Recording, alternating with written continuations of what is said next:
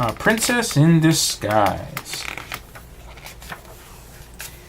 Cinderella's life had changed overnight.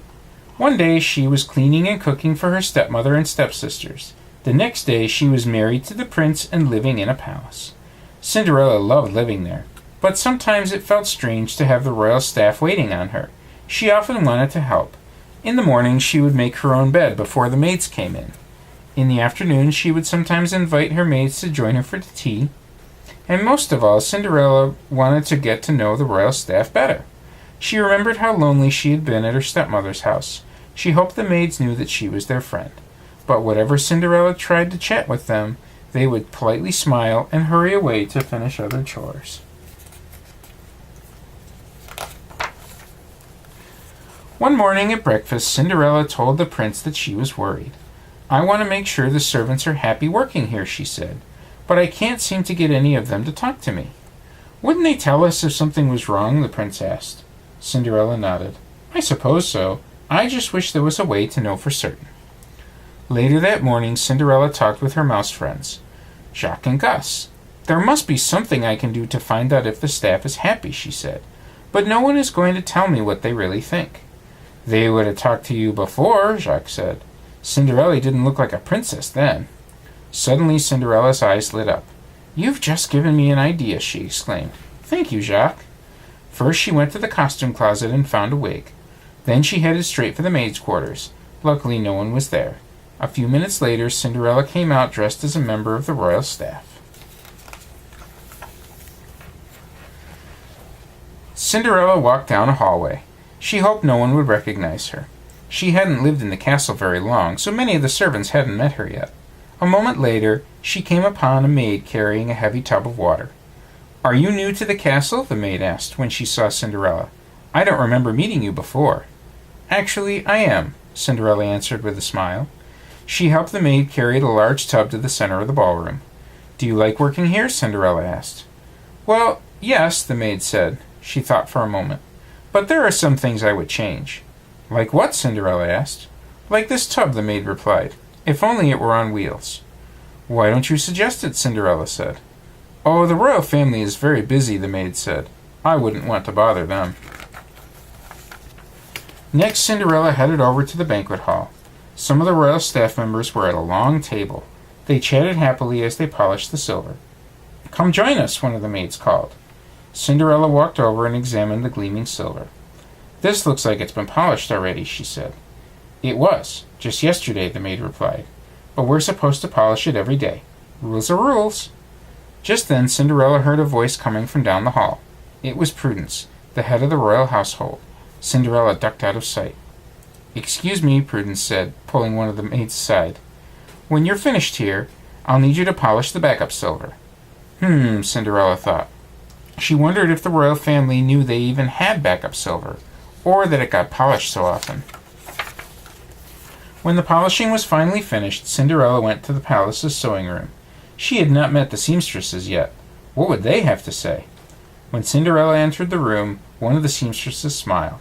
"Thank goodness Miss Prudence sent some extra help," she exclaimed. "We all have to finish all these gowns for the ball on Saturday." "They're beautiful," Cinderella said, admiring the dresses. "Gowns are my favorite thing to sew," another seamstress chimed in. "Each time I finish one, I imagine what it would be like to wear it. Just once I wish we could all go to a ball. I would dance and dance all night long." She sighed. "What I wish," added another seamstress, "is that we had more light in here. I can barely see the lace that I'm stitching." Cinderella nodded. With just a few changes, it would be easy to make these wishes come true. Soon it was time for lunch. Cinderella followed the maids to the kitchen. She was delighted to see steaming bowls of soup and big slices of crusty bread laid out on a long table. But just as everyone sat down, a bell rang. The signal meant that one of the royal staff members was needed for a task. A butler at the end of the table got up. He hadn't even had a chance to taste his soup. How silly, thought Cinderella. I'm sure it would be easy to plan chores around the staff meals. Prudence must have known she was interrupting lunch when she rang the bell. Cinderella slipped away from the kitchen to think. She thought of the maid with her tub of water. She thought of the silver that was polished every day, and the dark sewing room. The servants were happily working at the palace, but with a few small changes they could be even happier, and she knew just the way to make that happen. Cinderella smiled. She had some work to do herself. Quickly, Cinderella went back to change into her own clothes. Before she could, she bumped into the prince. The prince didn't recognize her at first, but then his eyes grew wide. "Cinderella!" he exclaimed in surprise. "Why ever are you dressed like that?" Cinderella smiled and told him the whole story. "I realized that the only way to make sure the staff was happy was to dress up as a maid myself," she explained.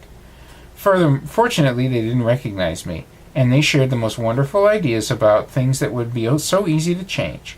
Let's go see the king and the Grand Duke. I have so much to tell you all. Cinderella changed, and they went to see the king and the Grand Duke. "I had quite an adventure today," Cinderella told them. "I worked alongside the royal staff, and I got some ideas for small changes that would make a big difference." "What did you have in mind?" the king asked, curious. "Well, changing what they work on for a start," Cinderella replied.